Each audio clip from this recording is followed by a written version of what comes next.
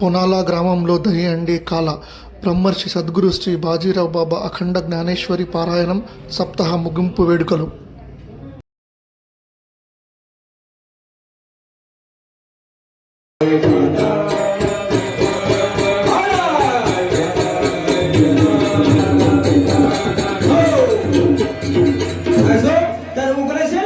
एक राजा होता.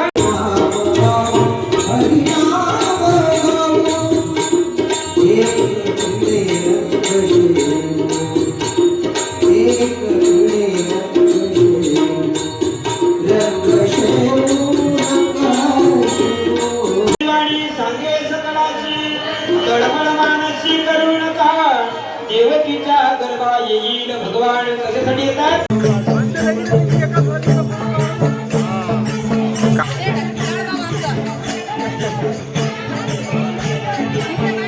आणि यमुना नदीच्या तीरावर असणारं एक गाव आहे. त्या गावाचं नाव सौरी.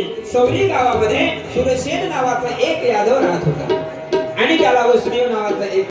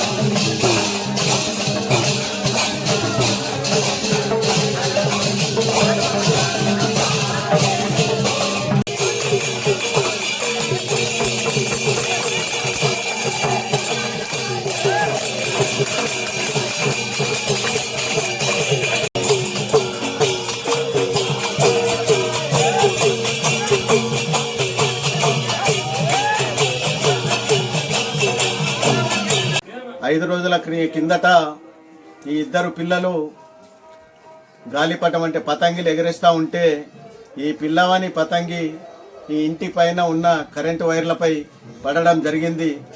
అప్పుడు ఇద్దరు పిల్లలు ఆ పతంగి తీయడానికి పోయినరు. ఇల్లుకు మరియు వైర్లకు దూరం ఉండటం వలన ఈ పిల్లవాడు ఒక రాడ్ తీసుకొని ఆ పతంగి తీయడానికి పోతే, ఎందుకంటే అవి కరెంటు వైర్లు కాబట్టి ఈ పిల్లవానికి షాక్ కొట్టింది. అయితే పక్కనే ఉన్న ఈ పిల్లవాడు అతను అనే పిల్లవాడు అక్కడ ఉన్న ఒక కట్టె తీసుకొని ఆ రాడ్ని కొట్టడం వల్ల ఈ పిల్లవాడి ప్రాణాలు బ్రతికినాయి.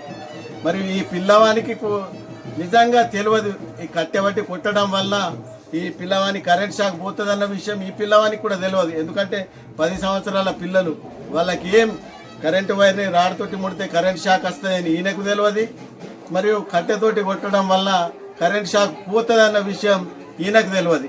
ఎందుకంటే ఇక్కడ వారం రోజుల నుంచి బాజీరావు బాబా సప్తా నడుస్తుంది కాబట్టి ఇదంతా దేవుని మహిమ, బాజీరావు బాబా యొక్క చమత్కారం వల్ల దైవ సంకల్పం సిద్ధించి ఇతనికి ఆ దేవుడే బుద్ధిచ్చి కట్టెతోటి కొట్టించి పిల్లవాడి ప్రాణాలు బ్రతికించడు. కాబట్టి దైవ కార్యక్రమాలు జరిగినప్పుడు, సప్తాలు కానీ ఏదైనా దైవ కార్యక్రమాలు జరిగినప్పుడు అక్కడ దేవుడు ప్రత్యక్షంగా ఉంటాడని మనం కథల ద్వారా, పురాణాలలో మాటల ద్వారా విన్నాం. కానీ ఈ ఘటనతో మా గ్రామంలో ప్రత్యక్షంగా భగవంతుడు ఖచ్చితంగా దైవ కార్యక్రమాల్లో ఉంటాడని నిరూపితమైంది. కాబట్టి ఖచ్చితంగా అందరూ ఆధ్యాత్మిక మార్గం వైపు ప్రయాణించి ఈ సప్తా కానీ ఏదైనా కానీ దైవ కార్యక్రమాల్లో ఖచ్చితంగా అందరూ పాల్గొనాలని కోరుతాం.